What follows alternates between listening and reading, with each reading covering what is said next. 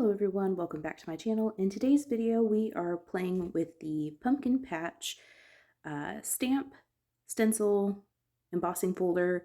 There is a die, however I do not have that. I think when I ordered this bundle it was out of stock, the die was, and this is from 2024, so I imagine it is still available, but anything you have in your stash would work, even if you wanted to do some masking to create this kind of cluster of pumpkins. So I was showing you there that this stencil is a set of 6 stencils that will color in every single one of these pumpkins. It does, like I'm showing you here, there are dies for those larger sentiments there, the warm hug, so sweet, and thank you. And then you can just use a paper trimmer or a banner die to cut out those single line sentiments. I'm showing you the stencil layering guide here. Like I said, there are 6 stencils in this guide, or excuse me, in this set, and we are going to use all 6 of those today. I have a gathering of some Altenew inks here, and I have some VERSAMARK ink. We're going to heat emboss those pumpkins in some Princess Gold embossing powder from Ranger. I'm going to list all of the inks I'm using down below because you can't really see them very well there, but it's Buttercream, OLOVE, Pastel Sunrise. I think I have Frayed Leaf, Forest Glades, Espresso, and Bamboo, and Sea Forest. So I cut a piece of HAMMERMILL cardstock to 6x6, and because I have never used this particular set before at this point of filming this video, I'm just rubbing my hand across it to condition it. Usually stamps, particularly clear stamps, come with some manufacturing coating still on it that kind of repels the ink. So if you rub your hand across it, there are also stamp conditioning tools if you continue to use it. And also if you stamp it with the VERSAMARK ink and just kind of stamp off, that will also condition your stamp. There you saw me treating my paper with an anti-static powder tool. That one happens to be from Simon Says Stamp. And I just coated that all over, and then I'm going to use that VERSAMARK ink to stamp this pumpkin patch grouping down onto that paper. I'm making sure that it is butted up into that bottom left corner, and then I'm going to use a pressure tool to stamp that down. Sorry that my desk wiggles. I was very aggressive. I'm going to lift that up and I'm going to ink it one more time and stamp it down one more time. I then grabbed a piece of just scrap paper. This is scrap copy paper. It doesn't really matter what you use. And I sprinkled over that embossing powder that is from Ranger, and it's in the color Princess Gold. And I had a couple of sections that did not stamp. I think there were air bubbles under those particular sections of the stamp, and so they just didn't get pressed down. So thankfully I left the stamp and I tried to line everything up, or I left my stamp in my MISTI so that I can re-ink that and stamp it again. So before I do that, I am going to go ahead and heat set that. I have my heat tool heating up off to the side, and I'm just going to heat set that. You know, particularly with metallics, that they are heat set when they are no longer grainy and dull, but they are smooth and shiny. So I'm just going to finish heat setting that and then ensure that all of the areas on it are smooth and shiny. And then I'm going to ink that up 2 more times. The same process. I'm going to treat it with my anti-static powder, ink up with VERSAMARK ink, making sure that that is in the bottom left corner. I think that my paper warped a little bit because when I sprinkled on the embossing powder, it was kind of a double stamping, particularly on that top right section. It just wasn't as crisp.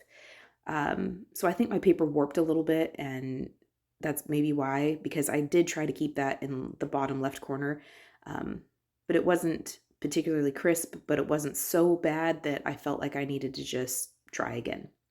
So we're going to go ahead and get into the ink blending. What I did try to do here was not have 2 of the same color next to one another. I wasn't very successful. I wasn't very successful in that, I'll be honest, but I did try. And I kind of felt like this pink was a very unexpected color for fall, but I really liked it. So I did include that pink in that Pastel Sunrise. I'm not doing anything fancy as far as my ink blending here. I am using my smaller blending brushes just because I want to have so much color variety in here. Although if you wanted to, you could just do all 6 of the stencils in the same color. So just pick 6 colors that you thought could go together, or you could make them all orange. I mean, or all pink, or all green, or all whatever you wanted. You don't have to get as many inks out. You don't have to do as much like planning, I guess you could say. You could make it a straight up orange pumpkin patch and it'd be super cute still. But I did like the color variation and the different, I guess, interest that gave. So I did have several colors. I'm going to speed up the video just so we aren't here all day. But I really didn't do anything fancy as far as blending. I was really, if I did any shading at all, I was trying to keep like the pumpkins where you can see the stem and you're kind of looking down on the pumpkin from the top. I maybe try to get, more concentrated color around like the stem and have it lighten up as I went around to the edges. If it was a pumpkin that was more on its side, I maybe try to have it a little more concentrated color toward the bottom of it. But honestly, I really wasn't trying to do anything fancy as far as shading. I just really wanted to get color down. Some of these have like, I don't even know what you call it, but like different strokes of color in them. So like the pumpkin may be like a cream color, but it's got like texture in it that's like green or like a greenish brown. And I thought that was really pretty. You could likewise just stamp this in a very pale ink and almost accomplish a no line color look with it. That would be beautiful. You could stamp it in a black and have and do all one color and make it very bold. You could even, if you wanted to, get very like modern with it and do, a black outline and then do like super bright rainbow colors and have a rainbow patch of pumpkins because it's your card and you can do what you want. So this is everything ink blended. I am going to take this off. I was working on a Waffle Flower grip mat. That is my go-to tool as far as ink blending and using stencils. It really holds everything in place quite nicely. The only time I have issues with it is typically when it's user error or I have very, very fine detail work inside of whatever image I'm stenciling, and a pixie spray would have been beneficial. That is just a very low tack spray adhesive that is meant for stencils. But I didn't really have any problem with anything catching on these stencils today. I went into my stash of cardstock and I found some from Lessebo. I get all of my colored cardstock from Cardstock Warehouse, and this one is from Lessebo. That is the company, and it is in the color Shiitake. I went into my Waffle Flower. These are the nesting portrait arches, and I picked a size that I felt would give me a nice frame, but also let those pumpkins shine. That Shiitake background is cut to 4 1/4 by 5 1/2. Here I'm just kind of moving that around to see what pumpkins I want to feature. There's really no direction with this particular stamp set. As you saw, I just turned it a 1/4 of a turn and it still looks right. It doesn't look like I've just like made everything woppy-jawed. When I found the section that I liked, I just took my pencil and made little tick marks in the corners of that A2 size panel.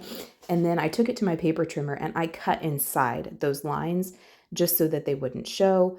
And then when I glue this down to my card base, that is a cream card base that's A2 size. So when folded, it's 4 1/4 by 5 1/2. And that cardstock is from Paper Studio. So I just get it at Hobby Lobby. I just made it to where there's about 1/8 of an inch on each side so that it isn't sticking out. Although you can make it smaller and maybe get 2 cards out of it. I'm just going to glue that panel down flat. And then I kept that little strip of stenciled cardstock off to the side, off to the right that you see there. We're going to end up putting that on the inside of the card. I decided to pop up that frame and I just used some foam tape that I got from Amazon. and put that around the perimeter. I did have to cut it in half long ways just so that it was narrow enough to be on those sides and not show through. You just saw me glue that little strip that I was telling you about into the inside of the card. I did trim that down just a little bit more, and I just glued that along the bottom edge of the card. I thought that was a nice way to continue what was on the outside into the inside, and made sure that I wasn't wasting any of the work that we did.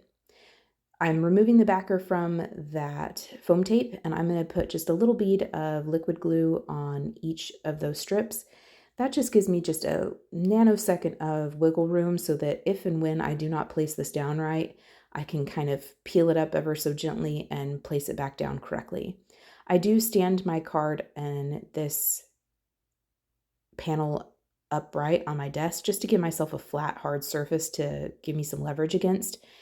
And by some crazy miracle, I actually glued that down fairly straight. It was kind of a miracle. That pretty much never happens. So at this point, we need to think about our sentiment. I went back to that pumpkin patch stamp set, found one sentiment that I like, and I cut another piece of that cream Paper Studio cardstock from a sentiment banner die that has some stitching around the side. I found one that fit that sentiment very well. I'm going to place that inside my MISTI and then use one of the inks that we use to do our stenciling. This is the Sea Forest, and I'm going to stamp that onto that banner. I made sure it was centered, and I'm just going to ink that up, and I ink it up twice just to make sure that I've got a good solid impression. One of the things about your Altenew inks is that they have a smoothing agent in them, so they may look a little splotchy when you start, but as they dry and absorb into the paper, they do smooth out and look a lot nicer. So I have that stamped, and then I'm going to use that same foam tape that we used to pop up the frame, that arched frame, and I'm going to put that on the back of our sentiment and kind of position that toward the bottom. I did go through my stash and I found some gems from Blingee Thingee on Etsy that had kind of a brown but almost iridescent like sparkle and shine to them that did play and mimic the Shiitake cardstock, but also played very nicely with the greens and pinks and browns that we use to do our stenciling. So I just placed those kind of around the sentiment, only did 5 of them, and then that will finish off this card. I didn't do any glitter or anything like that. One of the things that I think if I were to redo this card, I would have added some form of texture very subtly, whether that be stamping or some dry embossing around that frame. But other than that, that is the card for today. So I appreciate you spending time with me. I hope you felt inspired, and we will see you next time. Bye.